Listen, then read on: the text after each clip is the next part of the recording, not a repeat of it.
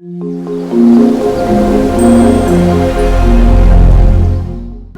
Today is super amazing. I have someone that I hold in very high regard, and he is my coach. His name is Victor Onoche. Okay. So, coach, I have my take on this book, and I want you to share your take with those who are watching, and maybe they can learn a thing or two From it? from the book. Okay. Oh, the name Go Giver. It's trying to demystify a myth or a belief that people run with, which is really about the go-getting mentality, where people just try to go out and see how they can get as much as they can get. And it's demystifying it with a set of principles that are self-evident. And when I say self-evident is looking at the most successful people who are really moving this world, who are giving so much value to this world, and looking at them, the principle they go by is the principle of giving, is the go-giver principle, basically. And I think that's what the book the short fable was able to explain with some key laws which is needed. Basically, this book is about the story of Joe, who was trying to meet his quarterly sales goals, and then he stumbles across Pindar, who acts as his mentor and guides him through the 5 laws of that is tongue twisting. The 5 stratospheric laws of success. Stratospheric. I have to get that right. Mind-blowing success. Exactly. I would like to know, which of the laws are your favorite and why? So I think I love all the laws. I love all the laws, but I think there is one that hit me, and there is one that resonated with me as a truth. I don't know, but they're all amazing laws. They're all it's not even about amazing. They are laws, and they apply. True. So I think the law of authenticity was one that I just connected to, and the law of authenticity is really saying that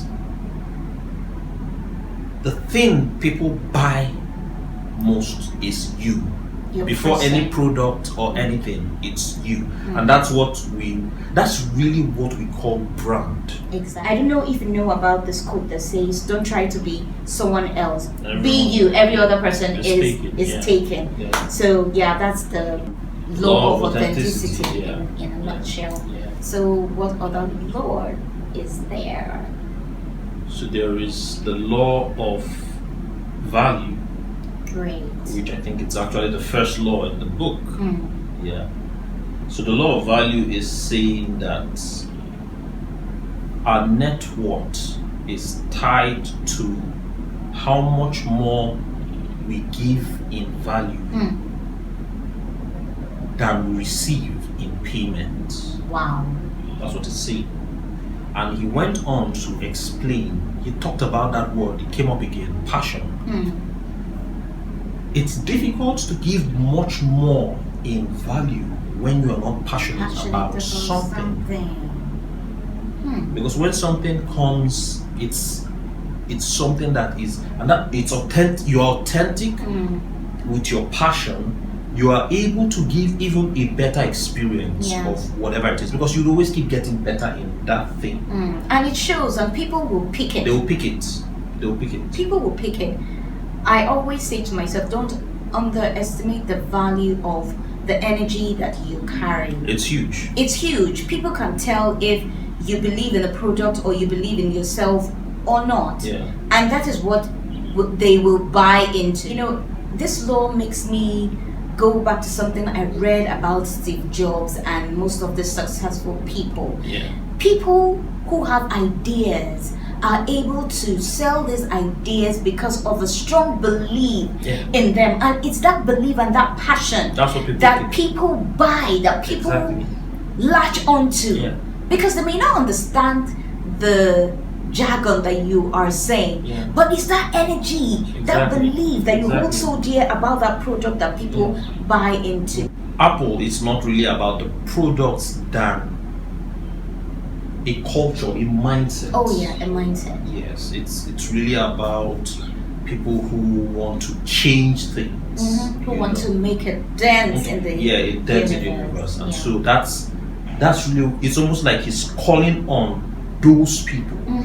And when people feel they are part of that kind of people, they want to be associated with the Apple product, and today we know that it's like the most successful company. Yeah, the leading company in the world. In the world. Even in his absence, they're still carrying on the vision. Yeah. Okay, so we've talked about the law of authenticity, we've talked about the law of value.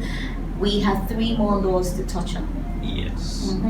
So I think the next is the law of compensation. Yeah. So I'll just talk about compensation first of all. If you read Ralph Waldo Emerson talks about compensation, basically about life, that what you are putting out is what you're going to be receiving. Yeah. And he now says that you're paid in the marketplace for the, let's say, the amount of people you are able to serve. So that's the law of compensation. The higher the scale, the more you gain in compensation. Exactly. So it's just an automatic law. It's simple math. Yeah. If you serve one person, you're going to be compensated by just that one person. Exactly. If you serve 10, 20, 50 groups of people, you will be compensated accordingly to that. So it depends on the amount of people that you are serving. Exactly. Take for instance Bill Gates. Yes, Bill Gates. So today Bill Gates is, so we leave the argument whether he's the richest man. I think he has toppled Jeff Bezos. So a very good friend, Jeff Bezos. But then, if we look at Gates started with the ambition of trying to put a computer on every table. Yeah. Now he created the softwares, Excel and all, and you go virtually to every organization, you are using Microsoft and all. These are the things that went on to scale to make him the richest man at the point, which he's still being, and we are still using these things. Exactly. So he's being compensated. It's not just serving people in the US. No, it's a global phenomenon. People around the world. He's serving people who have a computer or a desktop in their home or office. Yes, and even Jeff Bezos, who scaled to was Amazon, which he started with books and all. And today it's almost like a reference point. You want to buy something, you probably go and check it on Amazon first and all. And so in the scale of Amazon became the global supermarket. I'm telling you. So I mean, in all that, yes, they have their investments, but in the level of which they are able to serve, that's the level they are able to. So I call it the level of responsibility they decided to take in on the world. Is the level they have been compensated. Yeah. Okay. Law of compensation, law of value, law of authenticity. Now we have 2 more laws to go. And the law of receptivity. Okay. The law of receptivity. Let's hear about that. Yeah. The law of receptivity is about being in the position to receive. Most of us are very bashful when it comes to receiving. We say, oh, you've done a good deed, but you don't expect good in return, or you're not even thinking that receiving is part of the process of this law, because when you refuse to receive, then you are blocking that circle of give and take. Because you gave somebody something and the person received it, and you were happy the person received it and thanked you for it. Why don't you want to give that other person that experience by receiving? Exactly. So it's what you are giving. As you are giving, something is coming back. Yeah. So it's basically the law of being open to receiving. Yeah. They say give and it shall be given back to you, good measure, present. So give and open for receiving. Okay. So the law of receptivity. So coach, the last law. So the last law is the law of influence. The law of influence, and it says that basically it's talking about watching out for the other person. It says think more of how you can give to the other person, of how you can help the other person, Yes. than looking at what is in it for you. For you. First of all, think of what is in it for the other person more first, and then, which is actually a very key principle in networking. You know, you go to meet somebody, and instead of first of all thinking what is in it for me, that's one thing. You know, you see like young people, they always upcoming have their, business people, entrepreneurs they're are always looking for where to grab, where can I go and take, and then. But basically, what it is you have to believe in these laws, in the sense that you need to add value to people. You need to be able to give a resource. Sure. You know, and it makes it easy to connect with people, because when you're listening to somebody, you're listening to, what can I add to this person's life? Yeah, and because you are thinking that way, when an opportunity comes, the person gets to recommend you, because one, they like you, two, they trust you, and what's the third one, Coach? They know you, they like you, they trust you. Exactly. Because which is the very most. Exactly. You have to be good. For them to trust you, you have to be good in what you do. So that's how this whole laws, they tie up, because you have to be authentic. That means you have to be doing something you know you are good at. When you are not being authentic, then you start having emotional challenges, because you are not being true to yourself, then you're not being authentic. And it makes it difficult for you to influence other people. True.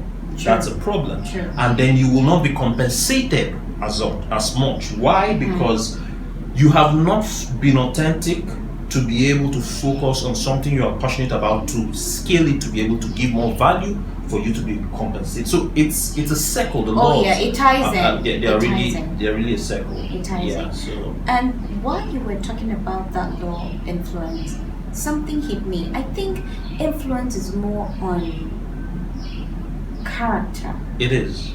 Because you influence people by your behavior, by how you do things. Yeah. And if your influence is positive, people will be drawn to you. If it is negative, people will be repelled by you. Yes. And no one will recommend you. Exactly. They will know you, but they will know you for the bad things. Exactly. And that will be a minus and not a plus. Yeah, so that on influence also is, you know, like I've told you before, I said people are influenced. You know, there's this new thing, oh, I'm an influencer. That doesn't really work. People are influenced, because influence is a thing of permission. Yeah. You were influenced by somebody. I allow the person to exactly. Yes, so no matter whatever yes. somebody's trying to do, you know, it happens in marriages, in business, and all. Who you are is what is influencing another person. Exactly. So if you focus on who you are, doing what you're doing, and it's authentic, is real, the kind of people that are aligned to your set of value system and what you do will be influenced by you. You become an influencer. Yeah. So I think we left out something. We left out a very important quote. Okay. Where I think at the beginning, that's one of the things that hit me about the book, where he said, you get from life what you expect. That was very powerful for me, because you know the principle of the law of the farm, cause and effect. I've seen it in your Sowing videos. and reaping, That statement, you get from life what you expect, is so powerful that you see somebody selling a particular product for, say, 5,000 naira, and another person is selling it for, say, 100,000 naira. It's as a result of what an expectation they believe of themselves, of the level which they are playing when it comes to that product. You know, so a lot of things, life is responding to us based on what we truly believe in our subconscious mind, not our conscious. Because I might tell you something and you think you believe this, but deep down, where the tire meets the road, you don't really believe it, because belief has a thing with attitude and action. And belief is deep rooted. It's deep rooted. It's not just at the conscious level. You know, if you believe you are going to be successful deep down, and you do what is required. So now, because it's not just about believing. So that's the thing. To really believe will push you to do what is required, because sometimes it's tough. but you do it because you truly believe that you will be successful. Yeah. But when you are not really doing it, you don't truly believe it inside. You probably hope you will be successful. Wishful thinking. But a deliberate work. I mean, you've read quite a whole lot of autobiographies of these great guys. Elon Musk, Bezos, Richard Branson, which Abraham we just read. Phil Benjamin Knight. Franklin. A lot of the Phil Knight and all. You see that they put their money where their mouth is. And it took time. It didn't take just 1 year, because sometimes we're in a hurry for all this. And not that they were chasing the money or anything. They were going after their passion, their dream. To serve, to scale their service. Exactly. To make what they were doing to get to everybody. Yeah, it was all about people. It was all about humanity. It's about people. It's always about people. And in that they are rewarded. And to really buttress that point, that it was only they will make some money and they'll take it and reinvest it, put it to go and get some more to. They were really more happy about the impact they were making in people's lives. So, and if they didn't truly believe the whole thing, they wouldn't go that extra mile. And that's really some of the things. Because anything you say you believe, how you act shows whether you believe. Oh, beautiful. So it was a very powerful quote. Beautiful. Yeah. Beautiful.